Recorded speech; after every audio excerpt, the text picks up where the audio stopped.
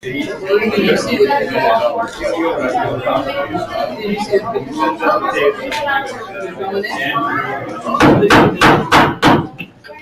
call this meeting to order. Welcome, everyone. If you would, please join me in the Pledge of Allegiance.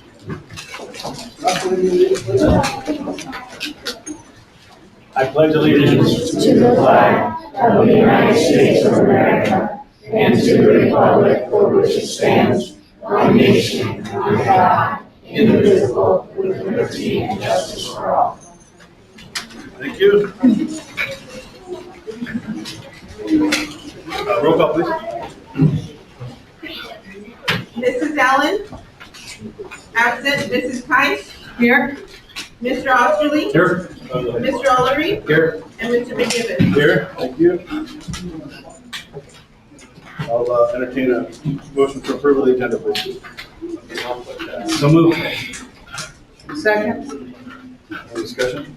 Yes, Mr. President, I would like to just switch two items on the agenda under new business. I'd like to just switch A and B and put budget revision ahead of health clerk position. Swap A and B on new business. Okay, any further discussion? Okay. Mrs. Tice? Yes. Mr. Osterly? Yes. Mr. Ullery? Yes. And Mr. McGibbon? Yes.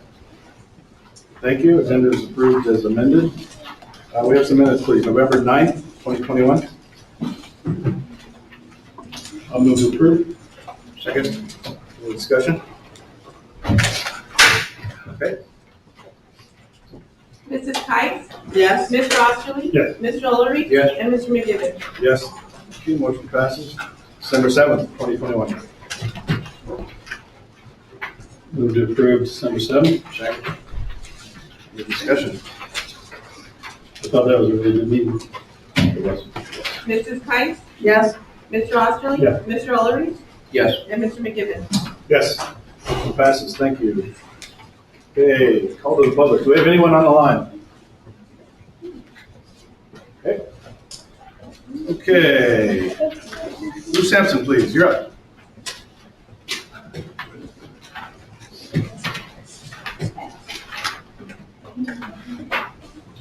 Whoops, I hit a temple there, sorry.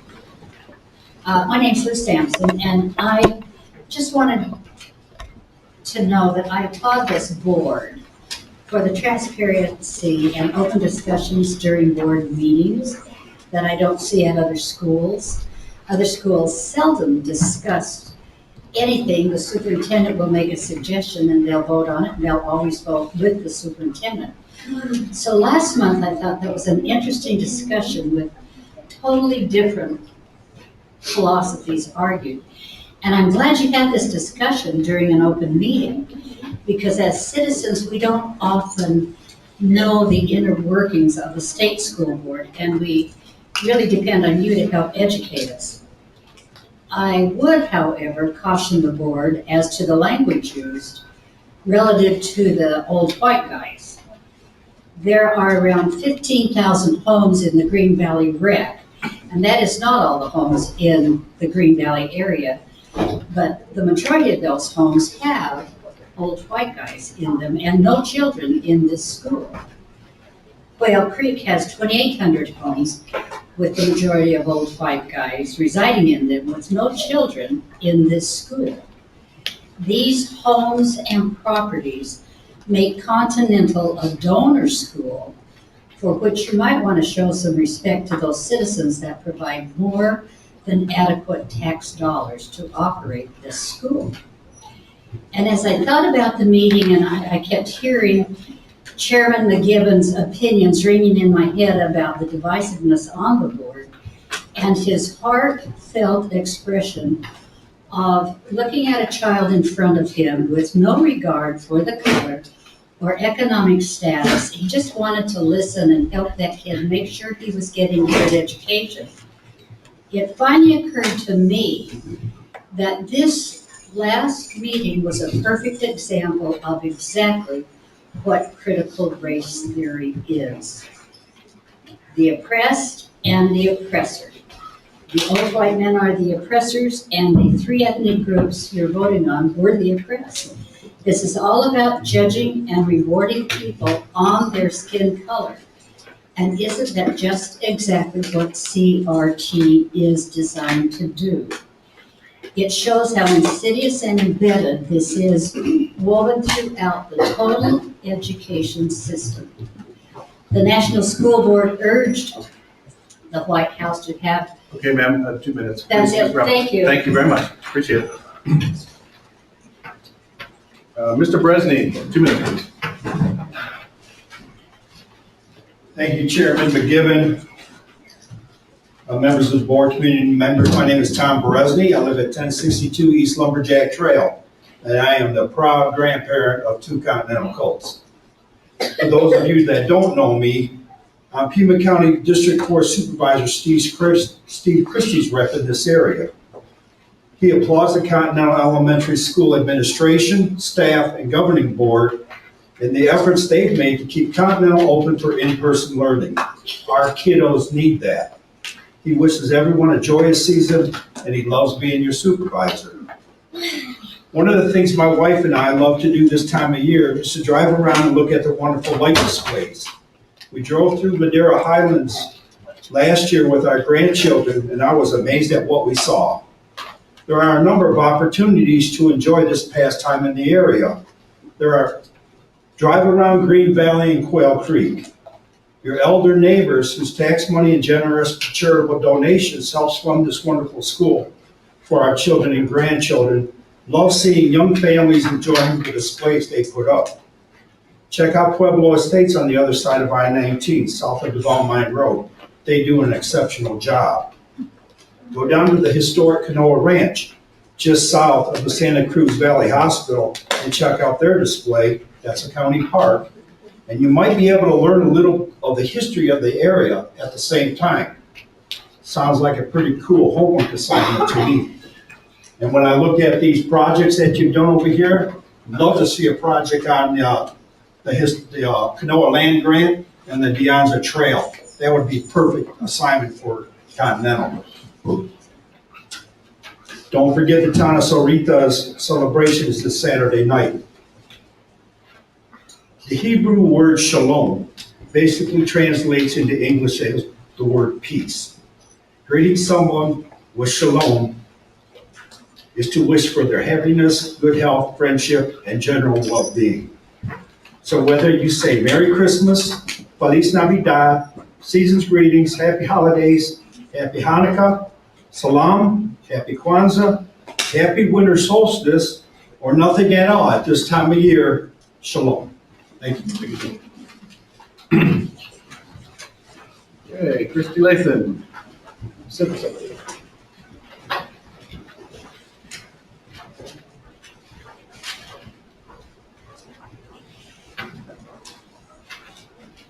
Hello. So I just wanted to give the board a quick update. COVID struck our DC trip again.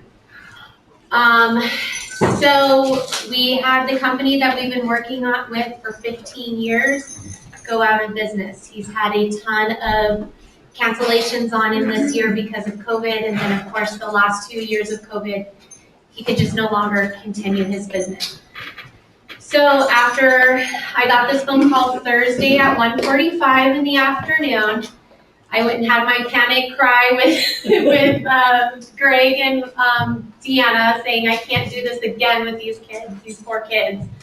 I got to work, started on the computer, I got new quotes coming in. Greg and I are going to be sitting down Thursday looking over. I have 4 different companies who are fighting for our business right now to keep our kids on this trip. They're really working at keeping it the same price or very close to the same price and giving us the same quality of trip that we had already had planned for us. And so we'll be making a decision on who we would like to bring to the board in January. So I just wanted to keep you guys apprised of what's going on and knowing that when you see in January another civics trip needs to be approved, this is why.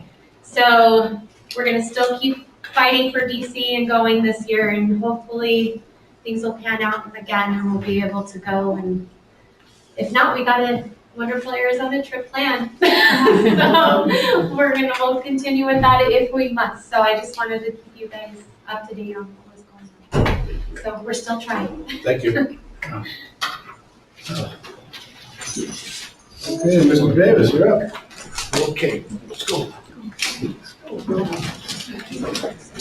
I've never done this before, so I'm a little nervous, but You can do it, Mr. Davis. terrific, we can do it. All right, we have this large project. I'll let them go first, that way if we run out of time, we run out of time on their time. Go ahead, who's gonna start? Pick it up so they can see it, please. Christopher, I'd like to say something real quick. He wrote 24 paragraphs because he didn't like the way it was organized, so he reorganized his own. Good job. 24 paragraphs.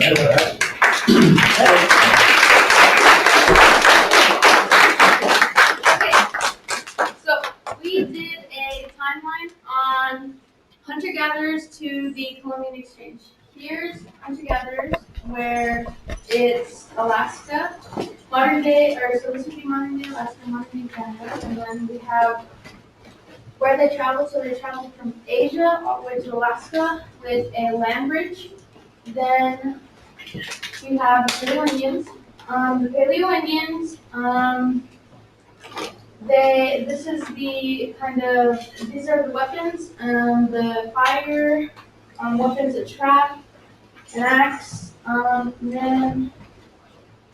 then we have, in between everything, we have, the four tribes. We have the Aztecs, Olmecs, Incas, Mayans. The Aztecs created medicine and chocolate. The Olmecs have these very famous stone heads, and they've created popcorn. The Mayans created zero and calendars, and then the Incas created road bridges and roads. Then we're to Columbus sailing. Here's the Pinta, the Nina, and the Santa Maria. Then here's Christopher Columbus. And then this is the Colombian Exchange. So here was a trade route. And then the Colombian Exchange started in 1492. Here's a map of that current era. And that's it.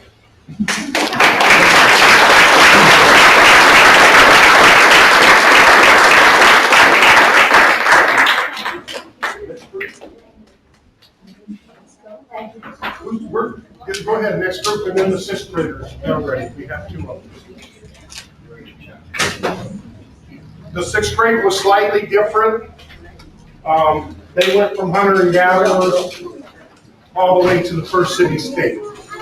The seventh graders went from hunter and gatherers all the way crossing the land bridge, populating the American population. So this is the seventh graders. They did it slightly different. So we did our project on the same thing as the other 7th grade class.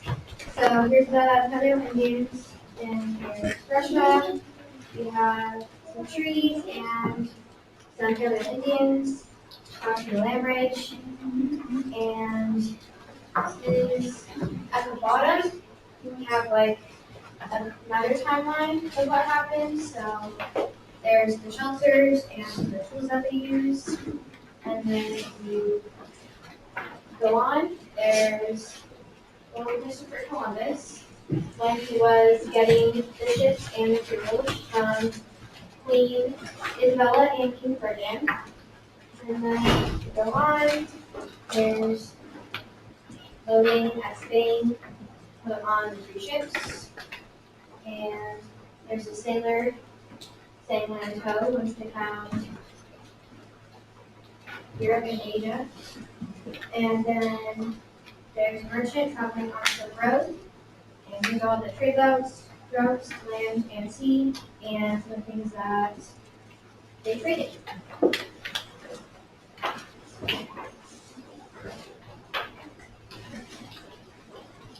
Okay, one of the interesting things that I found out while we were studying this, among a lot of things, is that you think right away of Italy, spaghetti sauces. They didn't have tomatoes until Christopher Columbus brought them from the Indians. So that was a pretty interesting thing. The kids come up with like things, and I've done this several times, but these things just stick with me. That was one of them. It was like, wow, that's amazing. Anything else? Some of the items that they traded, what Europe gave America was bananas, and bananas were from Europe and Africa, cattle, citrus fruits, diseases, grains, grapes, peaches, sugarcane, and honeybees. And then the items that were traded from the Americas to Europe were beans, cocoa, corn, potatoes, squash, sweet potato, tobacco, tomatoes, and turkey.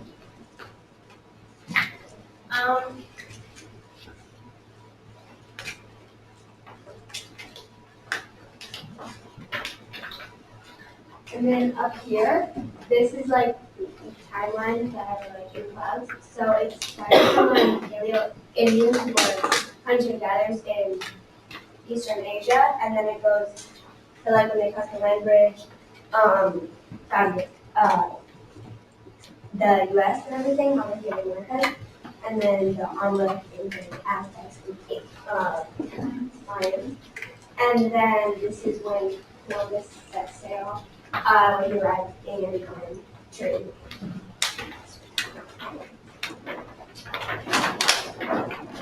So how we made this project, our whole class, we all had our own separate paragraphs. The limit of what our class had was at least, you were supposed to have at least 15.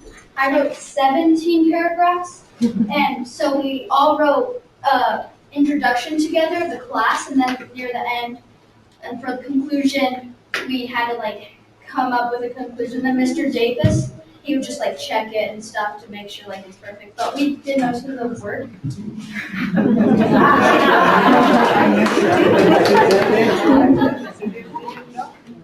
Okay, just for the conclusion, I have one here just to show you how difficult the conclusion was. It was like pulling teeth because they didn't quite understand. And so they would bring a conclusion, and here's one young man. I finally gave him this paper because he was tired of erasing his paper. It was looking bad. He was getting frustrated. So I gave him a separate page, and he's got the date the 27th to 28th, and there's a whole other page that's in his notebook, earlier dates, and it says, so now you see how the hunter and gatherers, then King Hammurabi rules another one, rules all the buildings, and then he came up with something that I said, that's really good. And it's cool to know that we went from sticks and stones to the tools we have today. We domesticated animals which helped us farm. Soon after, we built cities. Eventually, the Assyrians attacked and conquered the first city-state. That's how we evolved from hunter and gatherers to military today. And that turned out, in my mind, to be a really good conclusion after he worked so hard. And none of them wrote their conclusion the first time. It took several times, and I proofread them. It was driving me crazy. But they finally ended up getting their own conclusion, and they ended up doing a really good job. And I'm proud of them.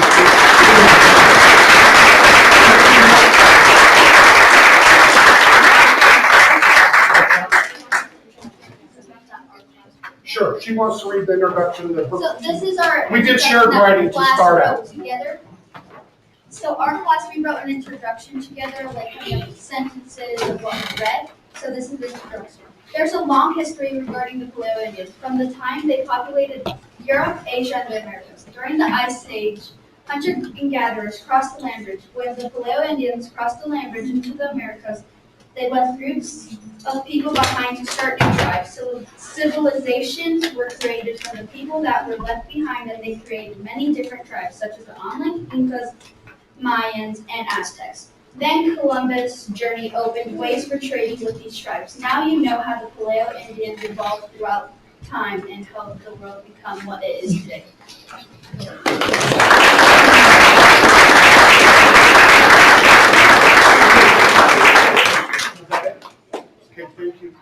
now we have the sixth grade group, which was slightly different. They were hunter and gatherers also, but they stayed in Asia and created the first city-state into the Assyrians where they, let them tell you. Go ahead, ladies. Are you ready? You need help holding that? I'll hold that, you guys. Are you ready?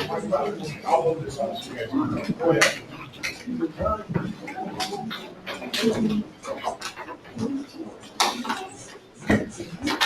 These are our sixth graders. So right here is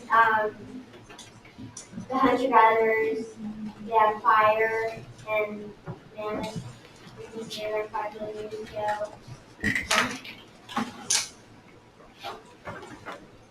And then the area right here is domestication. They have houses and and then a little bit further, this is farming with again 12,000 BC. So they got crops.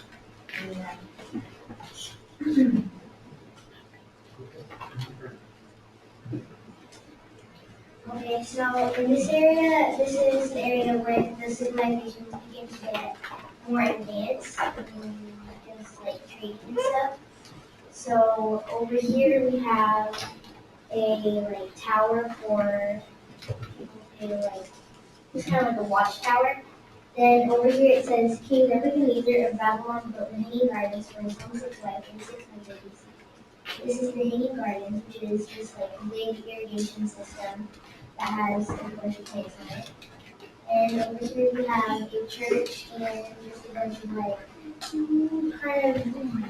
we made them stores, but really they're more like trading posts. And then over here, this is where social division began, and it's where shops began. And then over here we have the Persian Gulf and the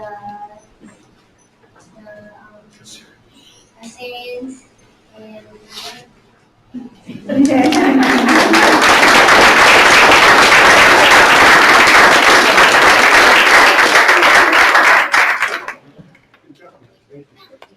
The learning that went on that you can't see in here, their schema oftentimes was hard for them to understand. Somebody put a hospital in the Red Cross, and of course that didn't come to Claire Martin. So that opened it up to the classroom to have that conversation. What kind of medicine did they have? Because they wanted the hospital to be there so bad. And so then we talked about the kind of medicine they had and how that all probably developed.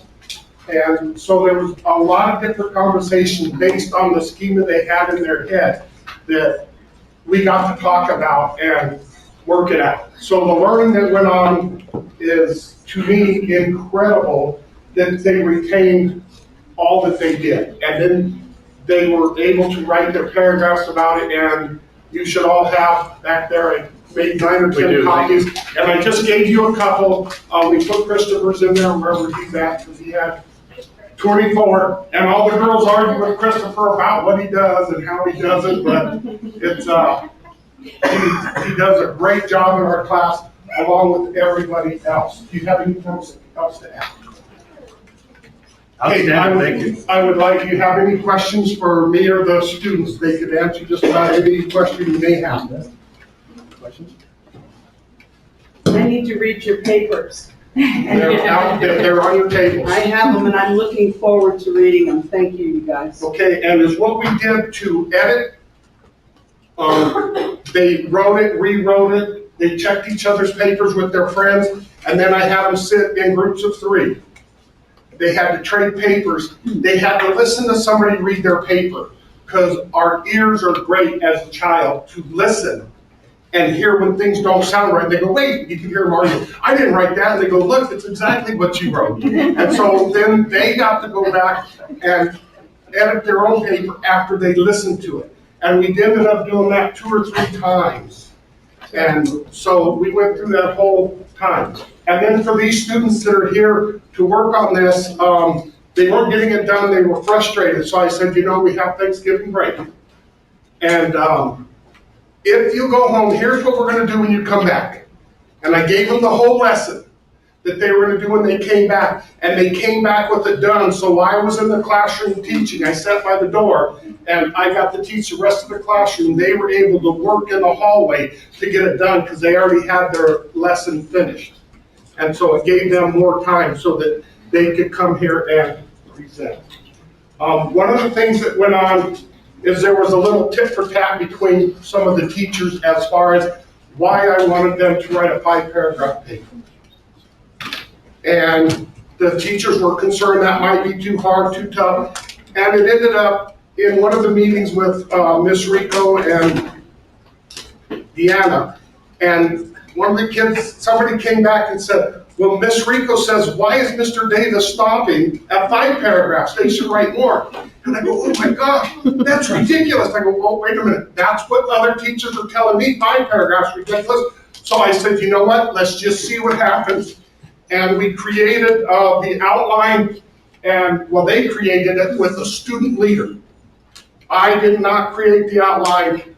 I put a student up front, and they started taking all the kids' ideas. They came up with their 5 topics or 6 topics, and then made a graphic organizer, and then went all together and figured it out, and then I separated them in groups, and they organized it, and then I put the groups all back together, and they made one. And that they could follow. They didn't have to, like Chris didn't like some of the outline because he thought he could do it, with tweak it just a little bit for him. And that was perfectly okay. They all could do that how they wanted. None of the papers came out the same. It was kind of an awesome project, and I couldn't be prouder. And I'd like to thank Ms. Rico and Ms. Clavis for supporting me and allowing me to spend the extra time that it took and give me the confidence to make them do 24, I think 24 was the most, and everybody did 15 to 17, minimum was 15. And the other criteria is they had to have a compound or compound complex sentence in every paragraph. So I had to stop and teach that along with talking with the writing teacher that went ahead, and I looked at her a few times and she was going over that to get that, and most of them were able to do that. One young lady said, Mr. Davis, I did a good job on it. She used every connector word in fanboys. So that's an acronym we use to get all the conjunction words, and she goes, I used every one of the words in my paper. And so I went through and I checked, and she did. So, Thank you. okay. Well done.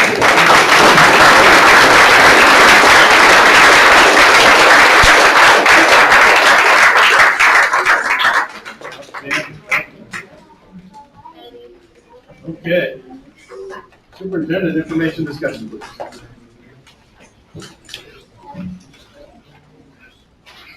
Good evening, members of the board and members of our community and our students. Thank you for being here today. And boys and girls, great job, Mr. Davis. And that's just a testament to when we want students to be actively engaged, and project-based learning is around doing projects based on what they're learning and writing about. So thank you everyone for listening. Our theme for the year, as you know, is focused on the big rocks. 'Tis the season to count our blessings, organize and set goals for 2022, live, love, laugh, take time to relax and rejuvenate, and soak in the self-care time. Parents, students, as well as our staff. Enrollment update, you can see we're still steady and holding where we have been. We're up 3 students from last year. On the bottom, I have our attendance for today. We have 1 staff member out on quarantine, 10 students on quarantine, 4 students out on isolation.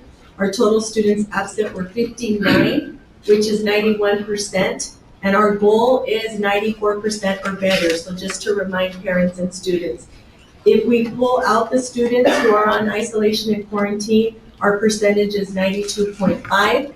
So boys and girls, make your friends come to school the next 3 days, okay? We have a break coming up. Learning walk. So we completed our 2nd school-wide learning walk of the year. And this is a model that came from the State Department a couple years ago, where we have teachers observing other teachers with our administrative team and giving feedback. So we're looking for trends and best practices in inclusive learning environment, instructional practices, which means the what, student interactions on the how, what are we expecting students to do, how do we want them to demonstrate their learning, and student engagement in terms of the why. And we have 2 more for the year, and it was suggested by our teachers that our board members attend a learning walk if possible on the next 2 dates. So we're expanding our team, so we have, next time we'll have 3 teams, and we will observe 9 teachers. So our goal is that by the end of the year, we'll have everybody observed and everybody also doing the observing. So it's a pretty exciting process. So board members, we will check on dates for a later time, but February 8th and April 26th will be our next ones. Love and Logic classes, so I completed 4 weeks for 12 Continental parents, 3 sessions for Cotamundi in Rio Rico, and a refresher for our preschool staff. So the idea of Love and Logic is raising responsible children with emphasis on logical consequences and really empowering students to take responsibility for their behaviors and their learning and their actions. Veterans Day, we salute our veterans. We had a great celebration, so thank you to our veterans and our Builders Club for planning this special event that we do annually. And we have our veterans who are on campus as well. Mr. Greg, so thank you. Let's Talk Conference is sponsored by the Better Together Coalition in Green Valley, Sahuarita, and we are part of a school resource team. So we planned this day. It was our 2nd annual. We had 25 of our students attend the day to discuss coping skills and assisted in identifying trends in student behavior and needs. So we're firm believers that we have to hear from the students on what they need so that we can help them be successful. Again, thank you to Mrs. Gottfried, our counselor, for organizing and chaperoning the trip. Thrive and Zenden. So our kindergarten through 5th grade students finished our Be Kind Chain Challenge, which circled the Zenden with Be Kind chains. And students had to write ways that others on campus were being kind to them. So there were over 480 links that covered the room. Our Thrive students wrapped up their semester presenting vision boards today to prepare for New Year goals. And Thrive is a curriculum that our counselor is using in order to, it's a self-esteem, motivator, goal setting. So we have a group of students who have been through Thrive in the summer, and we will start with a new cohort in January. Student advisory, our student advisory kids, when we meet with them, they have been talking about their Be Kind efforts. So what we do is they nominate an employee to receive the Ben's Bell Award. So you'll see there, Mr. Stephen Lewis, he's new on our staff and he is jack of all trades. He drives the bus, he's helped covered in the nurse's office, has helped supervised out on the playground to your left. And the kids wrote little nice notes on why, and they all vote, and then they present. And then we have Mr. Jesus on the right, who's our custodian, who also is very patient, kind, loving, and these are people who definitely work with our students and help ensure that their days go smoothly. So I want to thank our student advisory and our employees. Holiday House, thank you to PTC, our foundation, and our additional donors. This is the room that was set up, so all of you parents, I'm sure you see the little wrap gifts that you'll be able to receive during Christmas, so thank you. Happy holidays. Continental staff and donors are amazing. So there's just a list of all the outside help that we get for our students. There's a few pictures. If you were to come by the office, you would see all the gifts. We provided 5 families Thanksgiving food baskets that were sponsored by our admin team. Green Valley Rotary took 15 of our students shopping for clothes. Embassy Tire donated 2 bicycles, one for a girl and one for a boy. Our Builders Club provided Christmas presents for a family of 6 children. We did Shop with a Cop. Our Madera Church also adopted some families. The Church of Jesus Christ of Latter-day Saints members provided Christmas food baskets for 8 families. And as a staff, we had an angel tree with 8 families, 15 students. And that's where you can see all the gifts and stuff that we have collected for them. So we're super appreciative of all of our continued supporters and our staff. Builders Club, again, rocks. They did a diaper drive and they collected 2,350 diapers to donate. We're hoping to make this an annual event, and Ms. Overson's kindergarten class won the cupcake party since they collected over 600 diapers. A throw with Continental School was donated by Dick Roberts. One will be available at our Sweetheart Gala silent auction. And so this was made by the Green Valley Chamber, and it has Continental School on the top right-hand side. So we do have the throw that we will add to our wall, and then we'll be able to bid on it at the silent auction at the Sweetheart Gala, which is Saturday, February 12th. If any of you know of some great silent auction items or know any businesses that would donate different items for us at that time, we'd greatly appreciate any leads that you have. Our foundation provides scholarships, money for our teachers, grants, in order to do special projects in the classrooms with kids that are out of the norm. Again, as a reminder, if you can't ask specific questions, but if you'd like for me to address something specifically, you can let Ms. Monica know and we can put it on as an agenda item in the future. And we'd like to wish you all a safe and happy holiday. There's our Christmas card in the middle that went out to our board members and all of the other schools in Pima County and all of our supporters, and that is our student advisory group. So just wanted to show you our Christmas card and a few pictures of our concerts that we have had. So thank you for all of your continued support. Thank you very much. Okay, principal's report, Ms. Cuevas.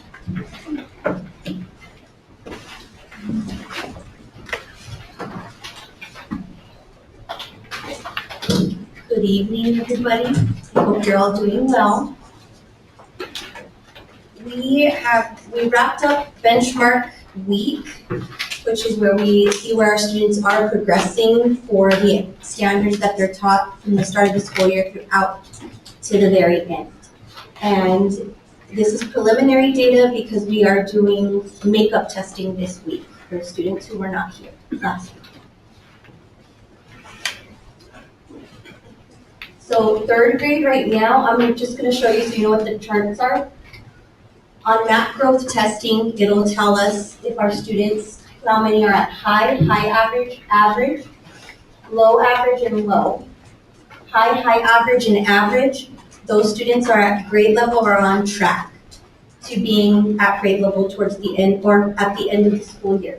Those who are low average, some of them are on the cusp of being average, so they're teeter-tottering to going up or going down. So we have some work cut out for us, and we got to make sure that we move all of our students up so that they are where they need to be, progressing.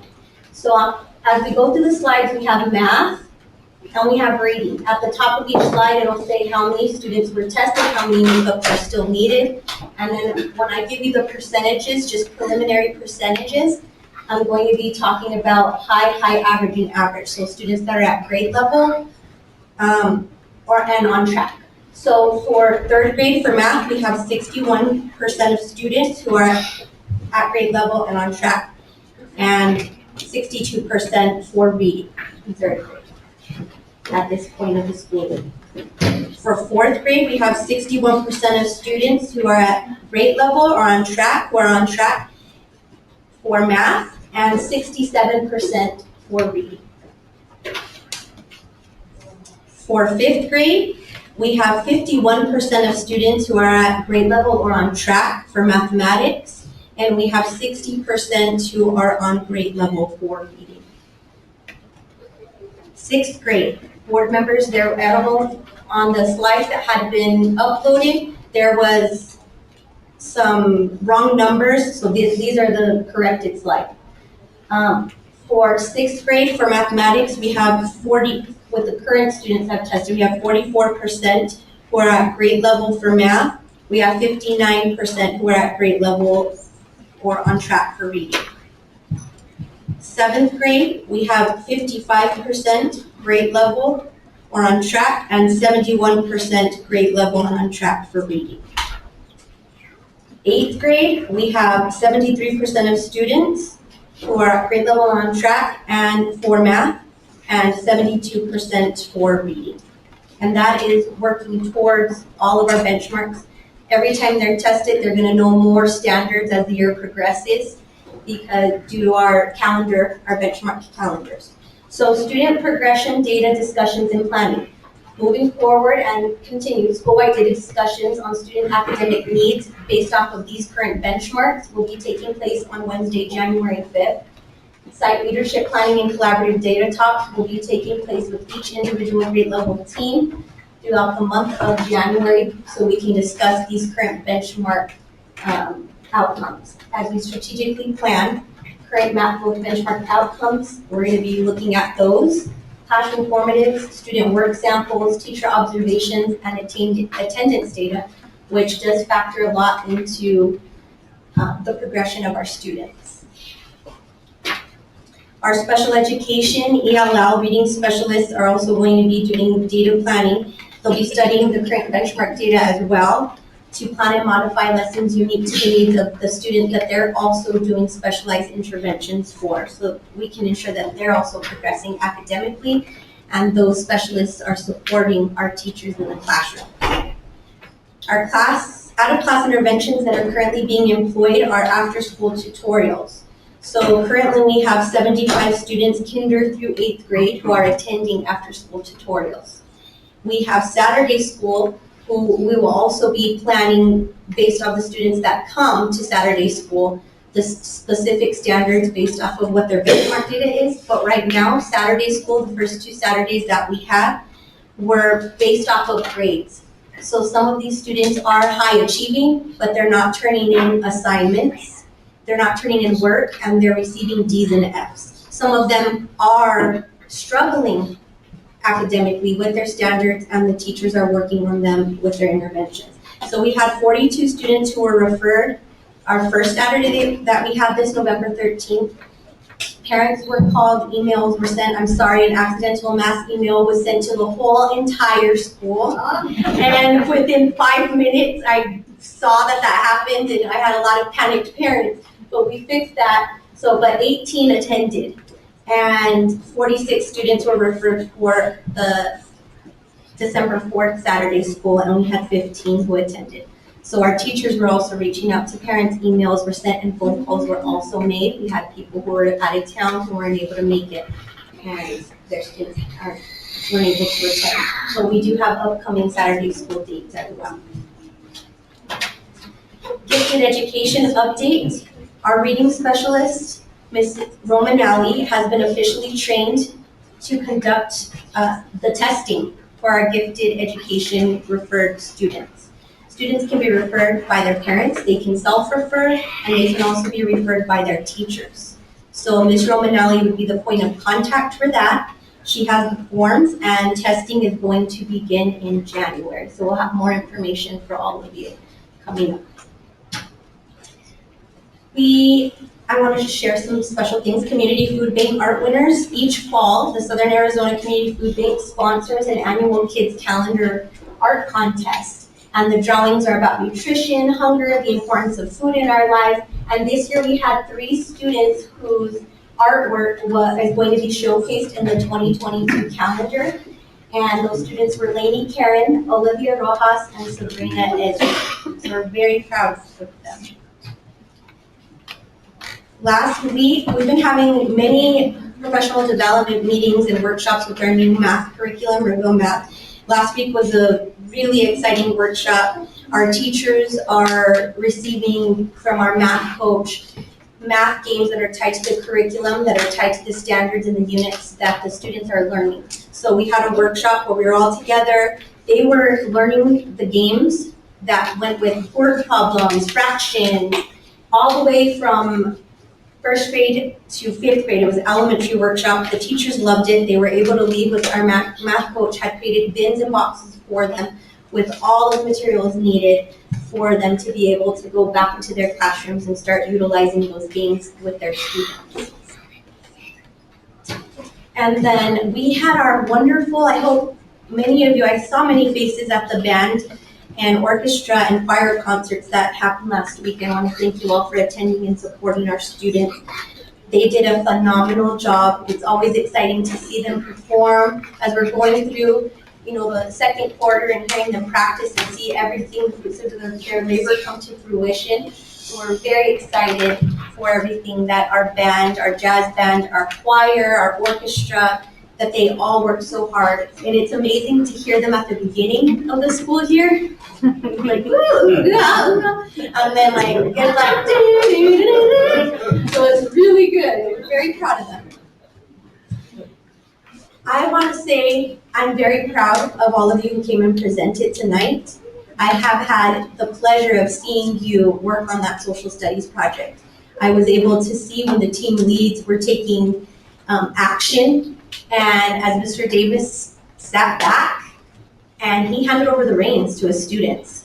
And it was so amazing to see you all go up there and lead each other.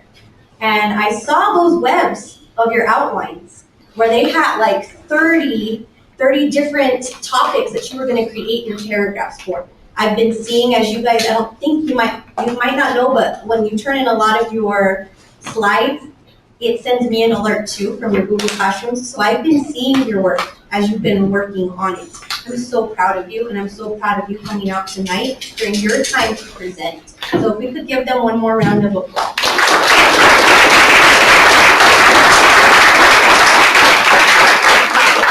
Thank you to our governing board, to our district administration, Continental staff, students, parents, and community members for your continued support of Continental and for always coming out and showing up for us. We love you very much, and we hope you all have a very happy holiday season. Do you have any questions? Thank you. So now, The best part of the meeting. Yes. Can we have our Colts of the Month, please? Right, can we pause for a second so we can hold these? Oh, absolutely. Yeah, try that.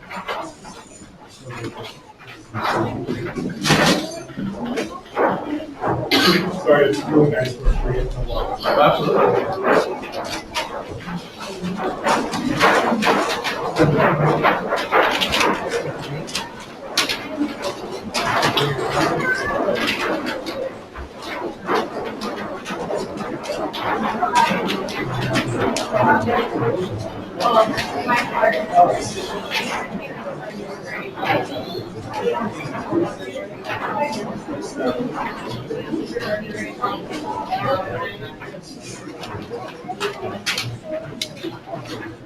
Also, the month, if you want to come this way, we'll start to get you organized. If you want to come on my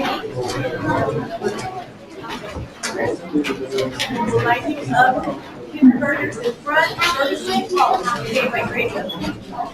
Second grade. Oh, no. Really? Fourth grade? No. Geez, where does time go? My son messaging. Where are we going to go?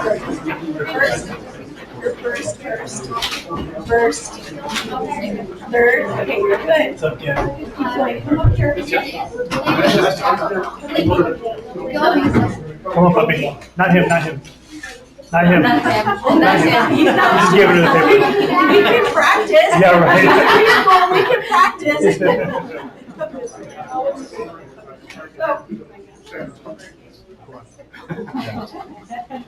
Yeah, you all want later, huh?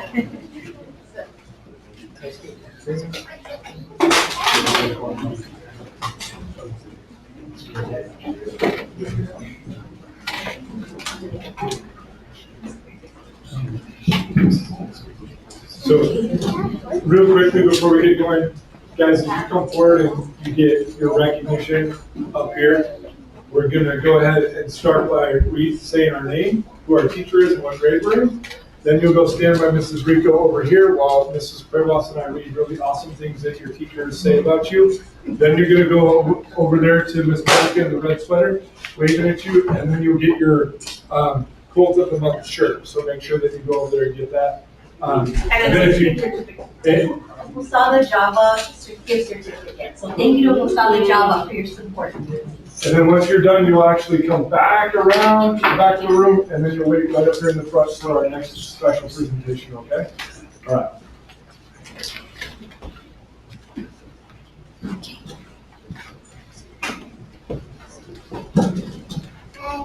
My name is Jared, and I'm in kindergarten.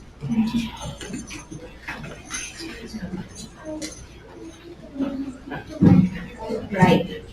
So Jaylene from Mrs. Mejia. Jaylene always works quietly, completes her assignments, and is happy to help. She helps others, and when someone isn't kind to her, she walks away and she doesn't let it ruin her day. Jaylene follows the rules and stays safe everywhere she goes. She is a role model to her peers, and I really enjoy having her in my class and teaching her. I have learned so much from being her teacher. She is a true jewel.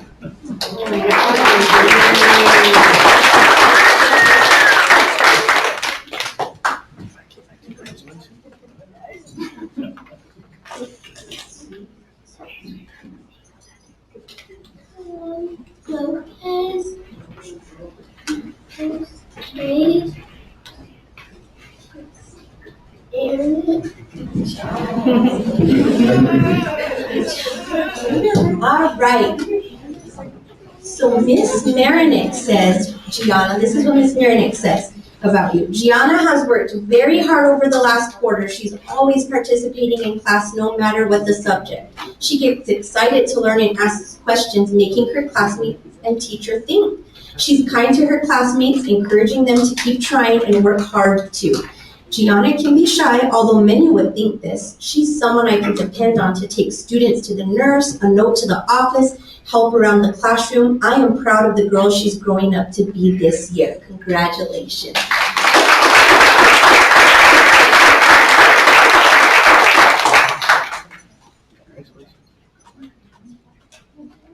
So my teacher's name is Miss Rodriguez, and my name is Caleb Miller, and I am in first grade.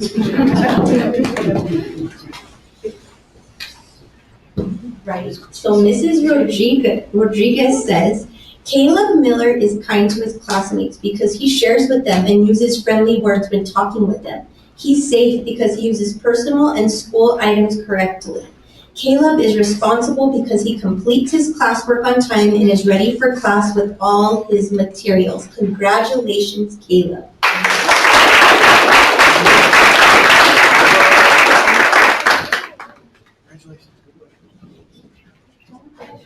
My teacher's name is Miss Jones, and I'm in first grade. My name is Ruby.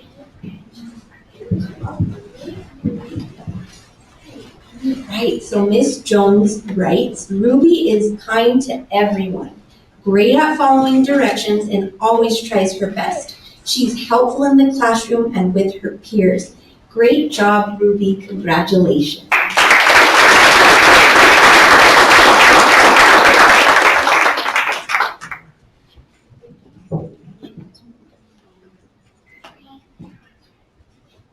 My name is Jaylene. I am in second grade. My teacher's name is Jaylene. Miss Marcy.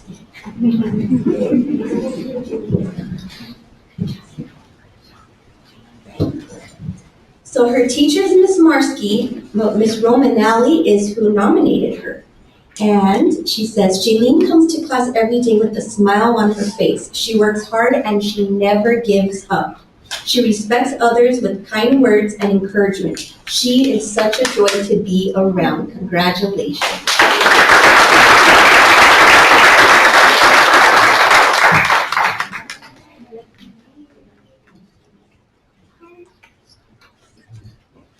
I'm Patrick Zinowski, and my teacher is Miss Montoya, and I'm in third grade. So her teacher is Mrs. Montoya, and she was nominated by Mrs. Lathan, our librarian. Hadley comes into library each and every week with a smile on her face. She's quick to help myself or any other student if it is needed. She follows the rules and is respectful at all times. Thank you, Hadley. You rock.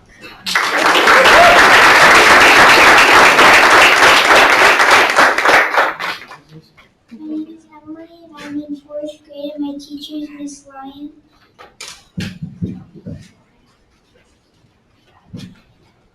So Mrs. Lyon writes, Emily is always kind to other students and her teacher. She's good about making sure that she's making good choices and being safe and responsible. She's definitely all around a great joy to have in my class.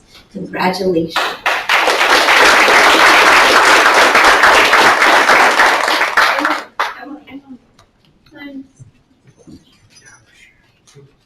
My name is Tadeo. I'm in 5th grade and my teacher is Mrs. Van Horbeck. Right, Mrs. Van Horbeck says, Tadeo is the perfect example of what it means to be a continental colt. He cares deeply for his peers, assisting them with assignments and inviting them to join the game during recess. He follows class and school rules, encouraging his fellow classmates to do the same. And he puts forth great effort in his work in class, whether it be a math problem or a large project. Thank you, Tadeo, for showing us every day what it means to be a colt.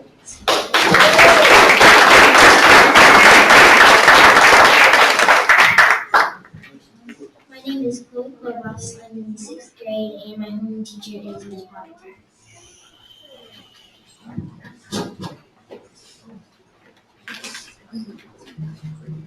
Mr. Ferguson says, Chloe Cuevas is kind in her interactions with her fellow students. She makes a regular effort to help those around her and is a supportive friend when she has the opportunity. She is safe in the way she enters class and moves about campus.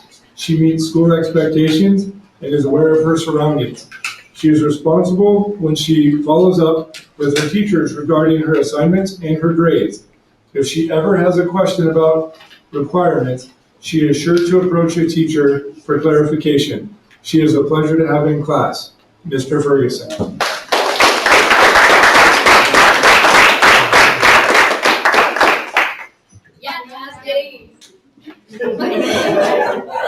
My name is Gabrielle Molina and my homeroom teacher is Mr. Davis, and I'm in 7th grade. Gabby is a delight to have in class. She always has a smile on her face, greets everyone, and is super responsible when it comes to her studies. She can always be counted on to follow the rules and do what is right. She is a model student and sets a fantastic example for others to follow. Thank you, Gabby, for all that you do.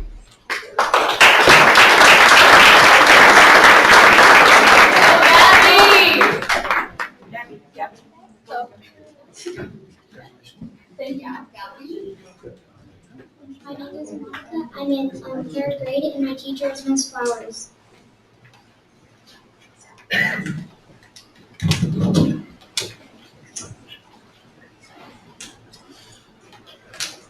Mrs. Kohler, our elementary PE teacher, is the one who nominated Monica. Monica always comes to physical education and health with a smile on her face. She is always willing to try new things and does so with a very positive attitude. She is kind to her peers, listens and follows directions, and shows responsibility by coming to physical education and health, prepared to learn and participate. Keep up the amazing work. Great job.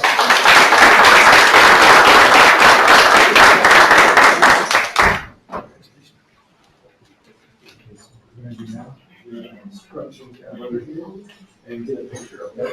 So let's have this group here take one step back.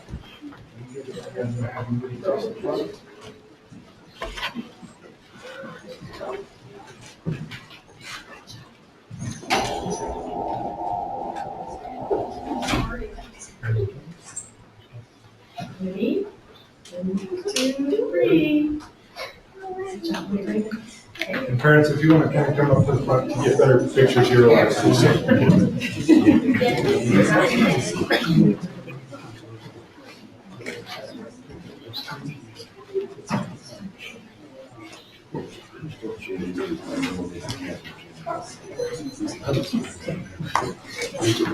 Okay, students, so I'm going to have you stay up here and help me do these next awards because these are also just as important.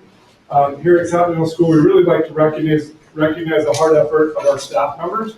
And so something that we've done a few years back is created a Golden Horseshoe Award to recognize our staff. It's kind of like the employee of the month, if you will.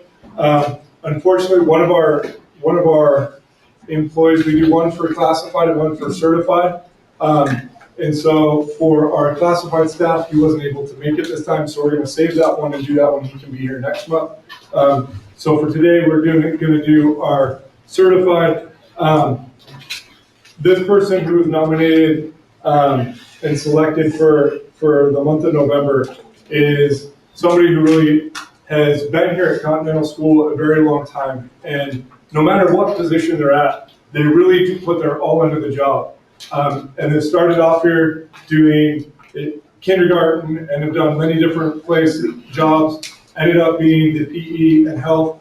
And then as they near the end of their career, has decided to go back into the classroom and has accepted the challenge of kindergarten again during the pandemic, which, as you can imagine, can have a lot of challenges. So, Ms. Tessa, why don't you come on up and I'll keep talking.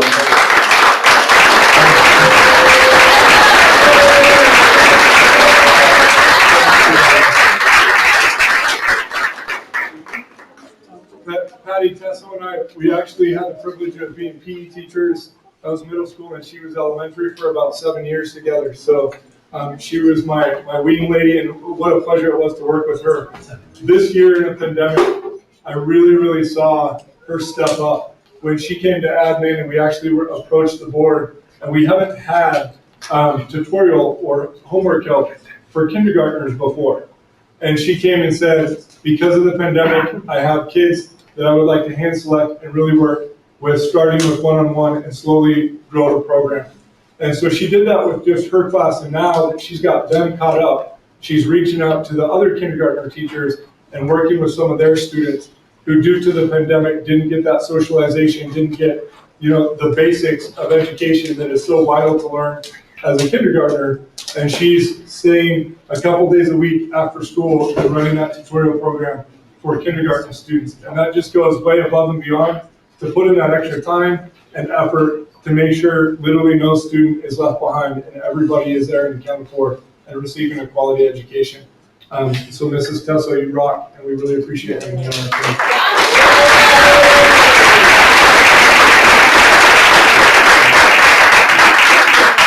I just want to add, Mrs. Tessa, what an inspiration you are. She brings a smile to our faces. We could be having a challenging day, and Miss Tessa will come around the corner and she's all, "Hey guys, how's it going?" She's so inspiring, and it's wonderful to see her in action as a kindergarten teacher. It's been an honor to see her transition back into that type of teaching, and she's doing a phenomenal job. Her lessons are seamless. She's just 20 years. Just 20 years. 20 years.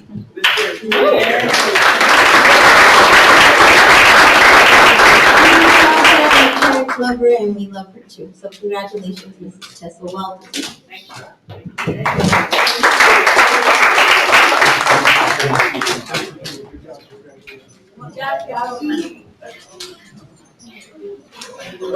Congratulations, folks.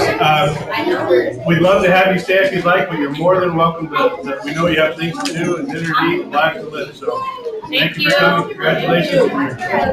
Free to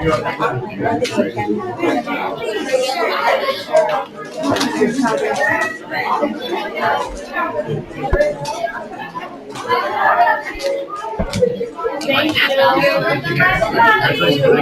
Thank you. Good job. Congratulations.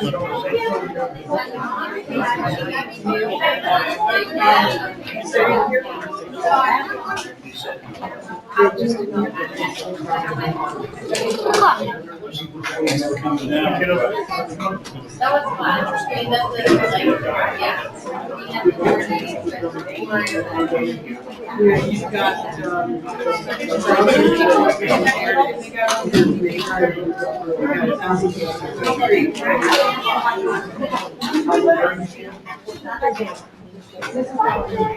Okay, with that in mind, we'll move on, please.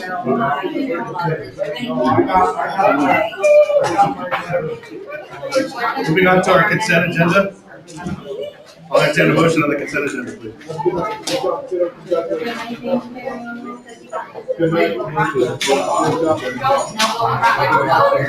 Second. Any discussion on the consent?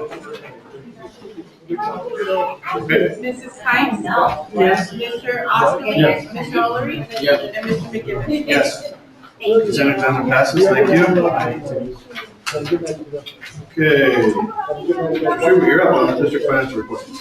Yes, sir. So before you tonight, you have the district financial report. It's our financials on the date until last Wednesday. That's I believe that's the day that I printed that off.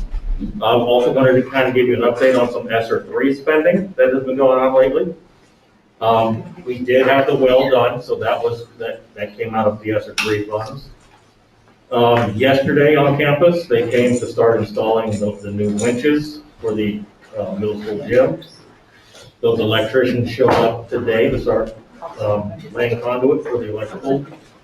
I spoke last week with the vendor doing the shade structures, and they are currently just waiting on the actual shade structure to be manufactured before they set a date to come in and do an installation.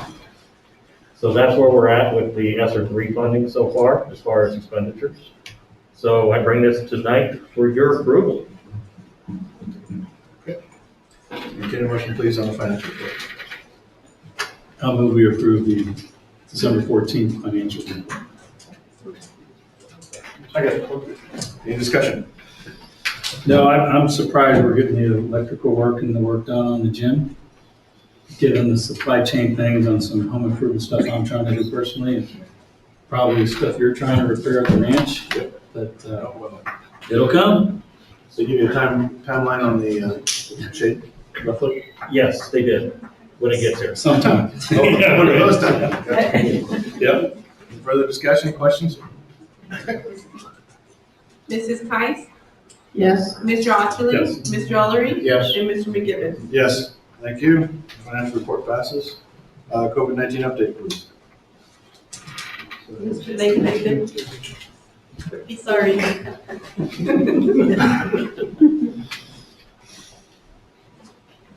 My next contract, I'm gonna ask for time to speak, to eat.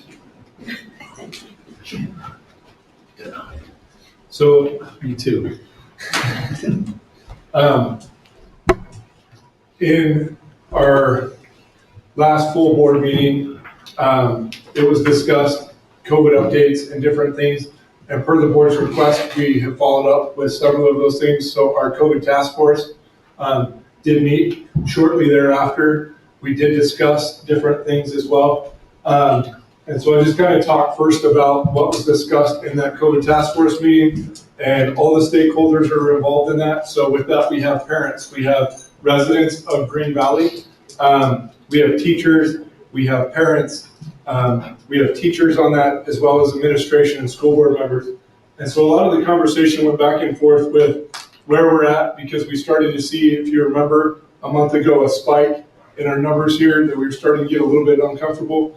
And so per that discussion, the very next day, we decided to make a few minor changes that kind of goes not necessarily backwards, but being safe with our students. And so we really worked with our teachers per the recommendation of the task force to increase hand washing again. We increased spraying the playgrounds in between every single recess area, which we were doing a few times a day, but not regularly at every single recess time. We also decided to encourage and start checking the teachers' spaces, a student's proximity again, to make sure that we're at a very minimum 3 feet or more, preferably around that 5 or 6 range. So we went back to teachers and said, we'd ask you just to spread it out a little bit more. And then especially encouraging our staff that when they're working in small groups, to make sure that kids are wearing masks, or making sure that they have the proper spacing when working in a smaller space with students, kind of that face-to-face, to either minimize that or make sure we're taking the proper precautions when working in small groups.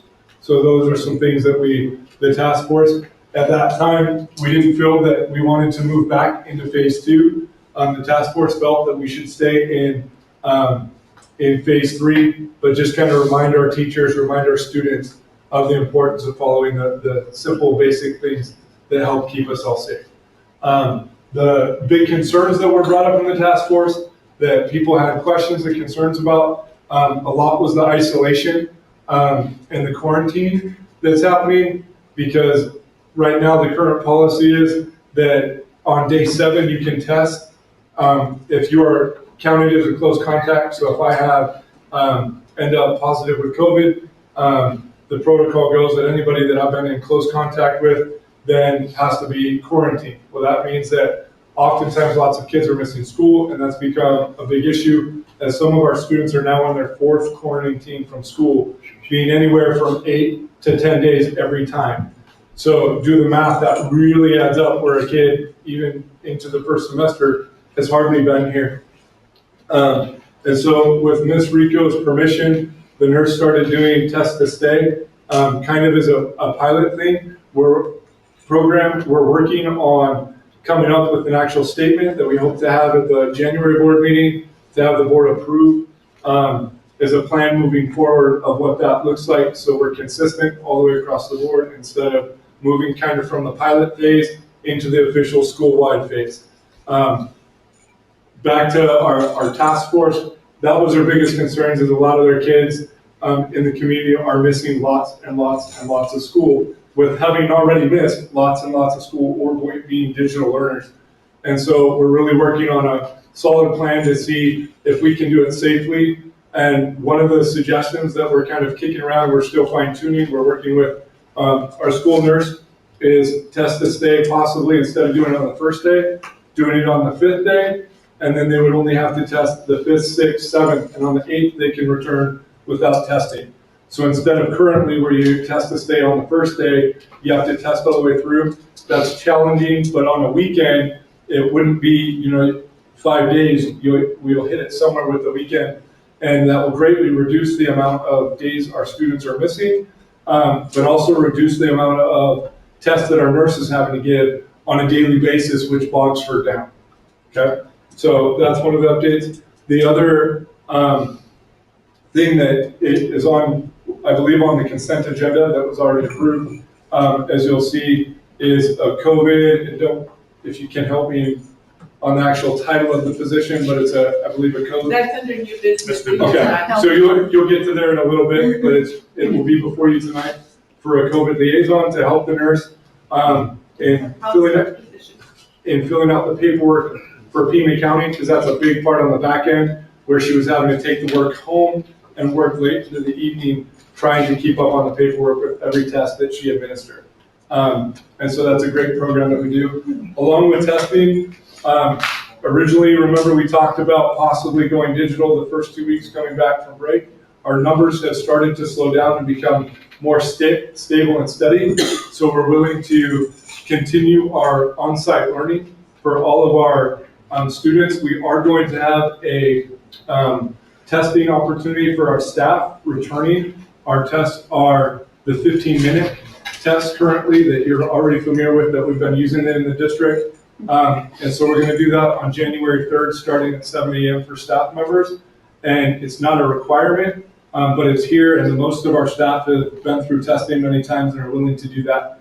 And so that's something that we're opening up for staff at this point.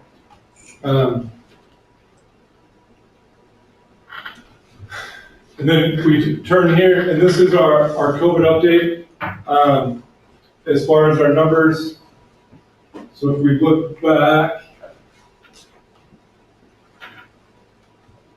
we saw that when we started to get really concerned was in November, around the 8th, we started to see some big jumps leading up. And then if you look down, it started to stabilize shortly thereafter. Go ahead and keep going for me. Okay. And you see that we kind of started to even back out to where we were in the beginning. And we're starting to see that that's continued. We can guess and speculate the reason for the big jumps. We talked about it was right after a significant break where lots of people go on vacation. We didn't see the huge spike after Thanksgiving. And so we're hoping to continue with that trend. And that's the reason why we as an administration team are recommending that we come back on site after the winter break. Mr. Lakin, and I'd like to add that we were doing the test to stay option. Originally, Pima County Health had stated that we needed to be a mask mandated school in order to participate in the test to stay. But Pima County Health has now allowed and released information for all schools to do the test to stay option, which we were piloting. And it's similar to what we were doing.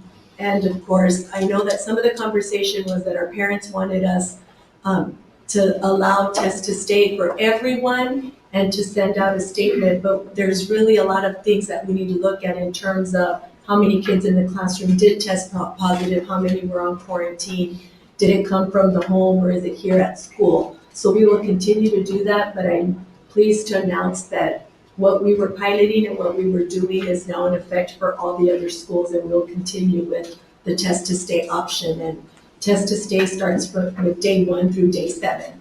So we'll continue to keep our kids in school. Thank you. Are there any questions? Any questions, Jerry? Have we had any challenges from parents about quarantine? Absolutely. So I would kind of was surprised we didn't have more here tonight, but last month we had quite a few calls to the public that stated their concerns with quarantining because of the amount of time that their kids are missing. And several of them that were here last month, their kids have been quarantined 3 times. So you're looking at, for some of them, that was 30 days. That's an entire month of school. So that's huge. And so that's why we're working really, really hard. And that's why we're going to continue as a team to develop something that we can put out there so our parents are very clear on what we're doing to move forward. And we'll, on that plan, try to have all the variables so everyone can know. And we can just be upfront and forward about that and have a better concrete plan. Doing the piloting program, it wasn't available to everybody. And so we had some people that were upset about that because why didn't you do it with just this class and not this class? And, we have our reasons because if you have to quarantine a class of 25, the nurse can't test them every day. There's just not enough time in the day for her to be able to do that. But if there's only 3 or 4 in a class, then she can easily manage those numbers. That's also one of the reasons that we're asking for a COVID liaison so that she has that help and assistance so that we can do that more efficiently and effectively. And so we're always looking at how to improve that and how to help those parents. And we also are listening to those parents and trying to come up with alternatives. And, if they weren't counted for the test to stay program and they contact us and they give us a valid point, we listen to that. And we go to administration, we talk about it, and we have allowed some of those that have been quarantined for the 4th time to go test to stay on day 1 because of that. Well, I guess my point is, according to the Arizona Revised Statutes, a person isolated or quarantined pursuant to this section may request a court hearing regarding the person's treatment and the conditions of the quarantine or isolation. And that is paid for. And we have to pay to the attorney. Right. So far, we've been able to work it out with all the parents through administration where all parties have been satisfied thus far. But one parent did want me to share that one of the hardships, and this is a parent whose child was going on their 4th quarantine, that the hardest part is work, having to leave work, and then no one wanting to watch their child for fear that, well, if they're close contact, maybe we might get something if they end up getting COVID. So she did say, and it's also what a lot of our other parents are sharing with us as well. And I will add to that in the task force, all of our teachers that were on the task force were in support of that as well, finding an alternate, because it's also very challenging for them to try to teach in person, keep the kiddo who's out for 8 to 10 days this time, and then they come back for a few days, and then heaven forbid they're next to somebody else who ends up with COVID, and then they're out again. And the challenges of that. And so the teachers are also asking us to come up with a reasonable solution that's taken into the safety of all the students, the ones on campus as well as the ones, but especially the education of all of our students. Well, it's a big issue in ARS 36789 addresses. Thank you. Thank you very much. Thank you. Okay. On to new business. Budget revision number 2, fiscal year 22. Sure. Good evening again. Before you tonight is budget revision number 2. Just to kind of give some background on this. If you remember back in April and May when we were putting together our budget, we had estimated a rather high and aggressive ADM number to come in with the opening of the new lots and new housing within Madera. Those numbers did not pan out like we had hoped. During Ms. Rico's report, you've seen that we are down, as of today, 36 students from where we were last year. So the ADM figure that we had budgeted at is not where we came in. So this is that December revision that I told you all that may be coming. As you can see in your packet, you got the letter from Arizona Department of Education. We had to cut out $691,535 from our M&O budget and $118,947 from our unrestricted capital budget. That changes our budgeted amount to just over $7.2 million within our M&O budget and just over $435,000 in our capital budget. If you also remember during those times, I told you that I had placed money in reserve and contingency because of this happening as a possibility, as well with that other thing that's being held over our head with the aggregate limit. So I was able to tap into that reserve, make those revisions, and that is what is before you tonight. I'll entertain a motion, please, on the budget revision. I'll move we approve the budget revision as presented. Do I have a second? I'll second that. Okay, discussion, please. Yeah, I got several questions, Greg. I mean, I understand why we had to do this. When we get a letter saying that we're gonna be over the limit based on ADM, Yes. that the budget has gotta be changed. But that also means that we've gotta make some significant decisions on spending. We just took $600,000 out of the regular ed budget. Now, to me, that could be 7 or 8 teachers.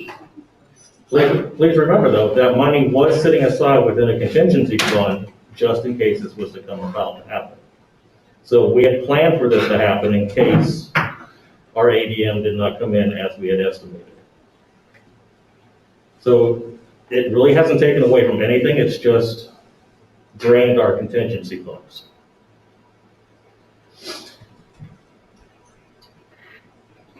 Do you remember that large sum in the 6,200 fund that I had sitting there? I do. Okay, and that's where it came from. But if that money is then available to spend in the regular ed budget, we're gonna go over this budgeted amount. No, sir. No, we won't be going over the budget amount. Because while it was in the budget, set there as contingency, it hadn't been touched, it hadn't been allocated, it wasn't going towards anything. It was just sitting there as dead space. I mean, maybe, Greg, maybe I'm just totally naive, but I'm seeing that we're spending, I mean, this is $600,000 down from the revision that we made in December in the regular ed budget, in expenditures. That when it's budgeted at that amount, that tells me that's the amount we're gonna spend. Am I totally wrong? In this instance, yes. Well, then the money that's coming But from that's why it was told in the very beginning. then the money that's coming from the fund. contingency budget, to me, ought to be able to go into the expenditure budget for the regular ed. If we didn't have to cut this money out of the budget, it would have went into regular ed. This is what we could have used to give rather substantial raises once we figure out what's going on with the aggregate limit. We still have money sitting within our budget has not been allocated. We still have over $800,000 that is not encumbered. We are still in a good spot. So you don't believe that we need to change anything from the standpoint of what we're planning to spend for the year right now? Out of that budget, no. Out of our capital budget, we need to slow that way back. Because with the purchases of a bus, purchase of curriculum, you know, that's half of our capital budget. Remember that bus was, I believe, $186,000. So we do have to cut back on it. We have to be very careful with what we're watching and what we're spending within curriculum, or I'm sorry, within capital. And we're doing that. So we don't need to make any changes in the sped budget, even though it's down by $100,000. Within sped. The sped is down by $100,000. No, Okay, no, we don't. okay. Greg, this is just a contingency if we lose that funding. This funding is already gone. It is. This- The letter this says funding- it's gone. Yeah, this funding is already gone, yes, It's ma'am. gone. And this would have been in addition to the impact of the 301 money, correct? No, this has I nothing to mean, do with but the 301 money is going into the aggregate limit now. The 301 goes into the aggregate limit, but this is two separate, these are two separate topics. Okay, because we won't know anything on the aggregate limit until March. The legislature has to deal with that by March 1st. Okay. So that's two separate conversations. So this conversation is the one that we had back in April and May, when we said we're gonna have 700 ADM, or 760 ADM, and we came in at 645. So we didn't experience the growth that we were expecting. We didn't see the number of students coming back from digital platforms or other areas that they had gone to get their education. We just didn't see that. And we were expecting, a lot more digital students to come back in. We were expecting, housing to bring in more students. So there was a lot of things that went into us thinking that we were going to be getting more students, and it just didn't materialize. So one example would be, like Mr. Magallanes and I went to Wakefield to look at the library renovations and the maker space rooms and the different types of seating that they have for students. So had we had this money available, then that would have been something we could have used to purchase furniture for the library, sky's the pie, pie in the sky. Let's just order all this cool stuff. So now we have to just be more frugal and be patient and not spend money on furniture and equipment that, the good thing is that our students have their Chromebooks, they have the furniture, we have desks, chairs, we have the material that we need to continue to operate. And even as far as some capital items go, like computers, we are getting grants from outside sources that are providing us with money to purchase computers. Mr. Magallanes just received a grant, and all we're responsible for is about $3,000. And we're gonna get how many laptops out of that? 70. So there's 70 laptops that's gonna cost us $3,000. Mr. President? Yes, ma'am. So if I understand this correctly, Greg, we had a budget, not a cost-based budget, but just a budget, a guess, based on projections, which didn't come through, regardless of the fact that we met with the mayor of Sr3, we talked to developers, Yes. the kids didn't show up, our kids didn't come back to school. So you had built in there about $600,000 in education that you just said would have been nice to give raises, whereby my calculation would have been about $12,000 a teacher, which would have been a nice raise. But the money was really just sitting there, just in case. Yes, ma'am. And so the just in case happened, Yes. the money is gone, and we now have to be a little bit more aware of our expenditures, particularly in the area of curriculum, based on the discussion that we heard tonight, where many of our, in some cases, we've got 50% of our students not performing at grade level in math and reading. So now we need to be a little bit fiscally conservative here as we move forward. So because this isn't a cost-based budget, this is more of just an estimate. At what point are you going to be able to show us where we are and where our projections were over or under and what your assumptions are moving forward? So let me answer your question with a question, if I may. Are you asking for as far as a student count goes, or are you talking as a line item, budget item, fiscally? Both. Both? So within your district financial report, it tells you how much of that money is left within each one of those categories. I see it. So you have that in front of you monthly. I can drill it down as far as you'd like me to drill it down and get it to you that way.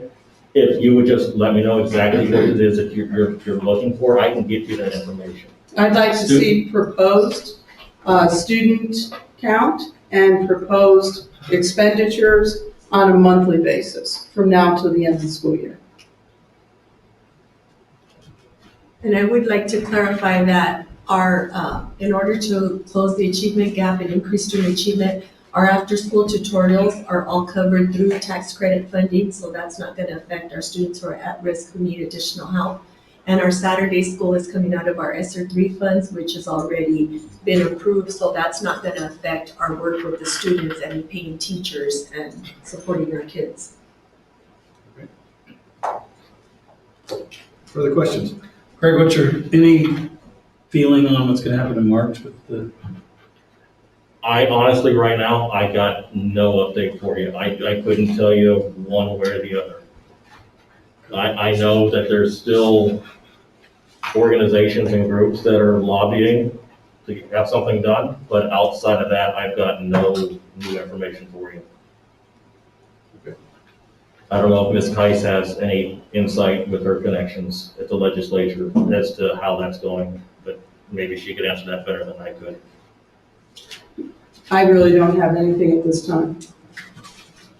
Do quarantined students count against our ADM? No, they do not. So there used to be a thing called average daily attendance, which was taken into account within the budgeting. That was taken out 12, 13 years ago. Okay. So there's the attendance is not a factor. It's how many days of membership. And when's the 100th day? Did we get January there? 20th. January 20th. And the students have to unenroll by January 20th for us to not be able to count them. Is that correct? So any student that leaves by January 20th, it's like they weren't even here But they have to unenroll. prior to January Yeah, 20th. I mean, I've had parents say, I'm gonna keep my kids home on that day. Well, that's not gonna do anything. No, I mean, that's keep it. them home, but Yeah. it doesn't do anything. Right. They're still active. As long as we have not unenrolled a student, they still count for their ADM. That's the point. Okay. Anything else? The only other comment, Greg, I would make is this letter from the Department of Education was sent on October 28th. To me, this should have been shared with the board almost immediately so that we could at least grasp the possible gravity of this thing. And maybe in conjunction with you and the rest of the administration, we could have talked about this a little bit at our study session. Just to understand this situation a little bit. And to be perfectly honest with you, I didn't pull this letter until after that study session. It was just before we went out on the Thanksgiving break is when I actually pulled this off of the ADE website. Took a month for this to get to us? It took a month for me to get to it to pull it down. All right. It's not, they don't send it in the mail. Okay. Okay. How do they send it? They don't. It's just on the ADE website, and you go in there when you check your reports. But it's addressed to us. It's addressed to the District Governing Board of Continental Elementary District. And I didn't know that I should be checking this. And you normally wouldn't. It's not something, like I said, it's not something that comes out in the mail. It's just one of those reports that you have to dig for within the ADE website to find in your effort. Well, but it's not a report, it's a letter It's- directed to it's- the governing board. This letter is in with the budgeting reports, is what I'm trying to tell you. So our Budget 55 report, our Budget 25 report, our Budget 75 report, our ELL reports, our SPED reports, it's all in there with those reports. Well, I think Charlie Martin probably needs to know that we didn't get it. And you can't hold us accountable for things that we don't get.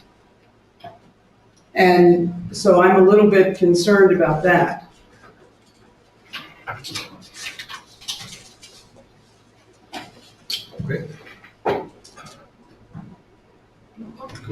Mrs. Price, Yes. Mr. Osterly, Approved. Mr. Ellery, Yes. and Mr. McGibbon. Yes, thank you.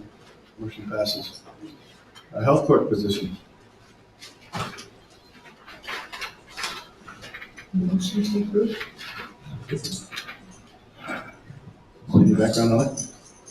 No, we had just discussed at the last board meeting that we were going to seek additional support for Ms. Maureen, and now that we are doing test to stage, she can have some additional help in the reports for AD. Okay, motion please. I'll move we approve the health clerk position. I'll second. Discussion? I mean, I obviously added this, or had these switched on the agenda because I wanted to understand the impact on the budget of adding another staff person when we're taking that much out of the budget. I understand totally the need for this position. But given the need, as my colleague, Ms. Kai says, that we're gonna have to look at some things a little bit more conservatively. Hopefully that contingency fund is. So if I could try and set your mind at ease just a touch, there is still about $800,000 of unencumbered funds within our M&O budget. Okay. Out of that $800,000, roughly $120,000 sits in the category where this position would be paid from.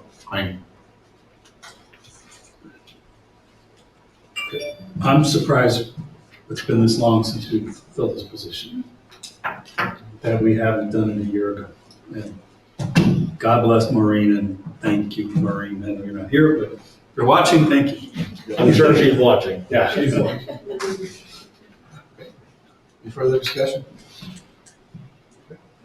Mrs. Price, Yes. Mr. Osterly, Mr. Ellery, Yes. and Mr. McGibbon. Yes, motion passes, thank you. Okay, on to our bond refinancing. Now, before we have discussion, I'll entertain a motion to adopt a resolution authorizing the issuance and sale of refunding bonds of the district and adopting certain post-issuance continuing disclosure procedures and issuance and post-issuance tax compliance procedures. I'll move to approve the resolution. Second. Okay, discussion. I have some questions. So if you, yeah, if you don't mind, I'd like to go ahead and introduce our guest so that she's on. Yeah, please record. do. So, yeah. I'd like to present to you tonight Ms. Erica Combs. She is a vice president with Piper Sandler. The resolution put before you tonight was put together by James Gill and his team from the law firm of Gus Rosenfeld. So now that we all know who Erica is, please ask away. Okay. We had talked about at the study session, I remember originally that the minimum savings was, we wanted to establish was at a very minimum 3%, yet the resolution calls for 6%. I'm not overly concerned about that, given the net present value savings, at least are projected around 14 now. But I do get concerned if all of a sudden that would drop to 5. And this resolution would go away. Yet we would still be in a position of possibly saving some money for the taxpayers. I mean, if the board would like to make it 5%, we can write that in this resolution and move forward. We will be providing additional updates to the district. And so if we are getting closer and closer, I would say if we get below 10%, I would immediately be sharing that information.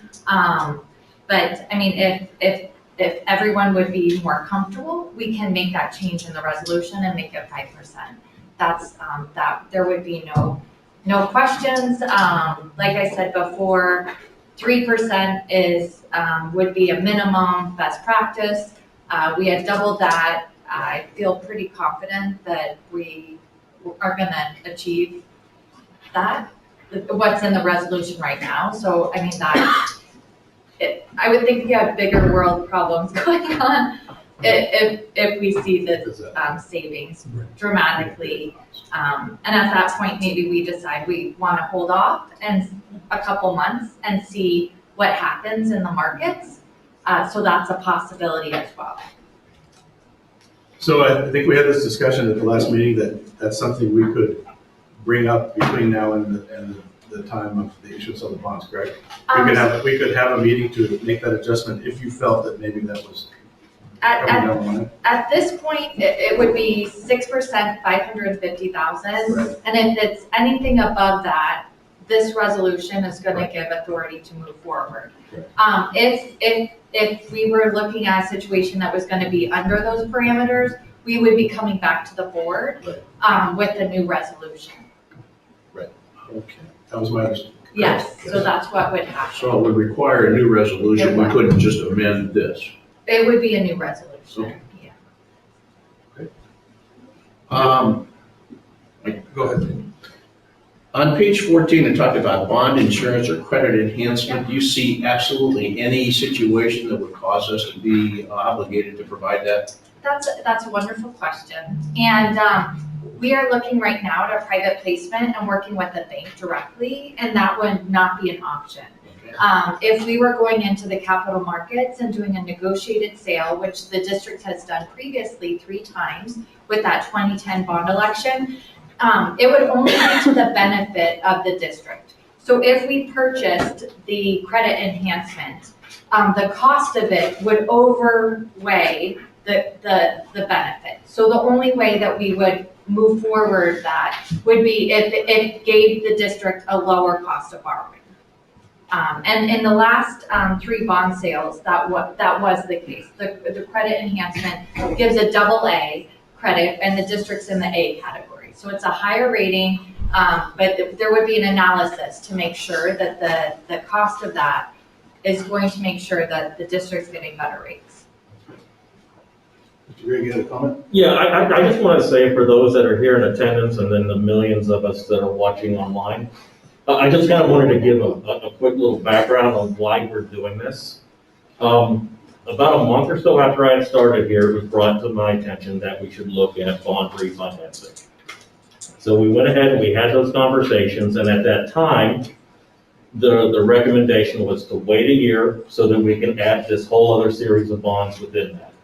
So that's the kind of the backstory as to where we're at now. The way that these bonds and this refinancing is set up and how it benefits our community, I know it doesn't sound like a lot, but it's going to save our taxpayers roughly 3 cents on their tax bill towards, paying for the bonds that we have outstanding. So I just kind of wanted to give a little bit of that backstory for the couple hundred people here in attendance. And So if I could follow up with that? absolutely, your show. So 4 questions, or from, if I remember right, from last week. So currently, just ballpark, our current rate of the bonds is 4.5% to 5%, give or take, Yeah. on our bonds. Yeah, there's one series that's a little higher. Yeah. So some are a little higher, a little less. And then the new bond is going to be below 2, Yes. given current rates today. Yes, that's So that's a significant change there, right? So that's where you come to 14, 16%. Okay. So which then translates into ballpark again, 16, well, we're not doing all 16 million. We're doing how much in the first round? It's like 8 million? Yeah. Which is ballpark $140,000, $150,000 a year savings back to our tax base, which goes to 3 cents per. Yep. Right? Yeah. So unfortunately, we can't use that here at the school because I asked them.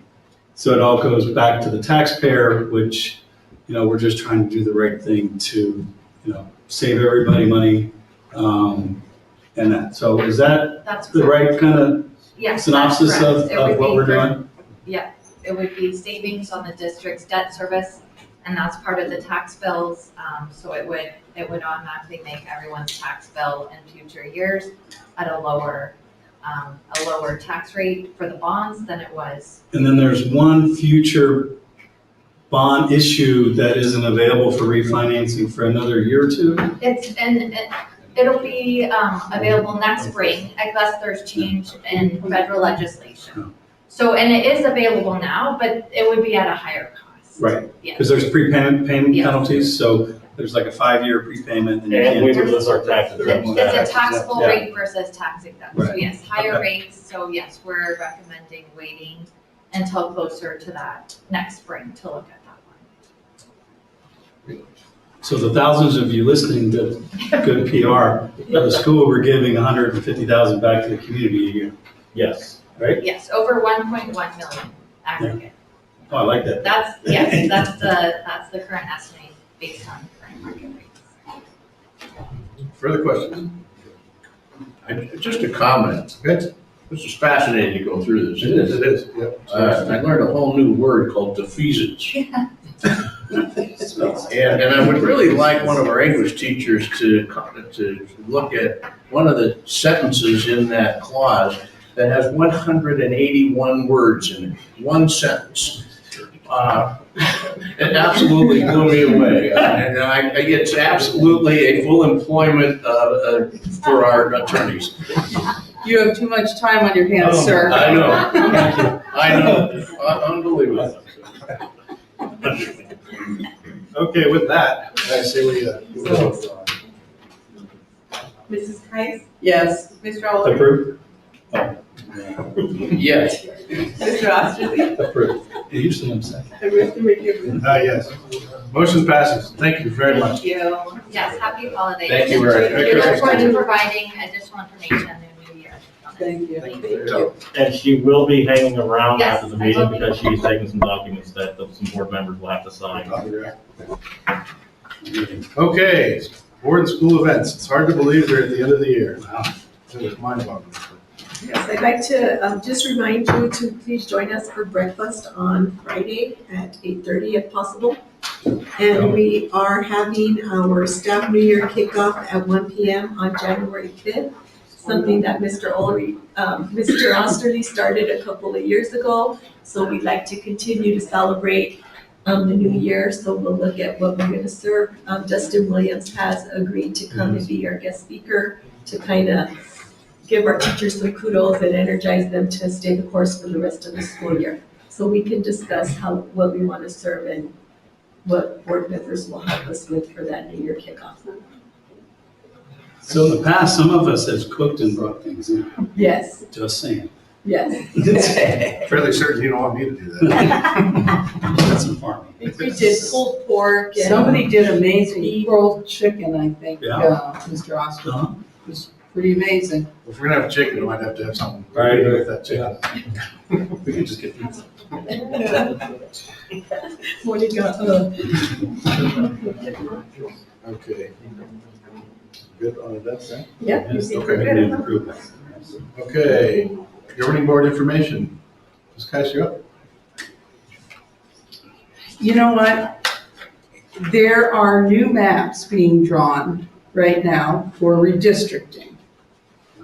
And why that might be important to us is we're one of those districts that is split between the current legislative district 2 and the current legislative district 14. The good side of that was we've had 6 legislators who should be taking care of us, and a couple of times we got in a little bit of a pinch and we could put a little bit of pressure and get it from 6 of them, and that was helpful. What it appears moving forward in the latest maps that have come out is that we're going to be under 1 legislative district, and I think that would be good as well. So as you know, we watch all these things moving forward. We're hoping that we have new maps by January. And that becomes, that's the political side of this business. So that is coming, and I'm pretty excited about it. And I wish everyone a very happy holiday. We do Merry Christmas at my house, so Merry Christmas to all of you. Thank you. And my only comment is that this is a very special time of year for me, as it is, I'm sure, for most of you. And it's a time of remembrance, it's a time of reflection, and I just wish you all some wonderful times with your families. Celebrate this season, and I just wish you all a most blessed Christmas. And hopefully 2022, we can get this pandemic behind us. Well, thank you all for coming. Special thanks to Erica for coming down from Phoenix. Have a safe trip back. And, I think that's a great benefit we're doing back to the community. And happy holidays, everyone. Thank you. I'd just like to say I'm very, very proud of the school and what we've done this semester, what we've done over the last couple of years, this whole pandemic, as far as I'm concerned. We've done an amazing job. Everyone here has contributed to making this all work, and I say thank you very, very much. Let's move forward and have an amazing Christmas and a great new year, and let's hit the ground running in January. Thank you, folks. And we'll continue to be Colt strong. Right on. Thank you. With that, I think we will recess to sign quite a bit. Thank you, Bruce. We're before that. You got a I am, yeah. That's fun, I mean. I know, but I mean, I have to Yeah. do that all the time too, but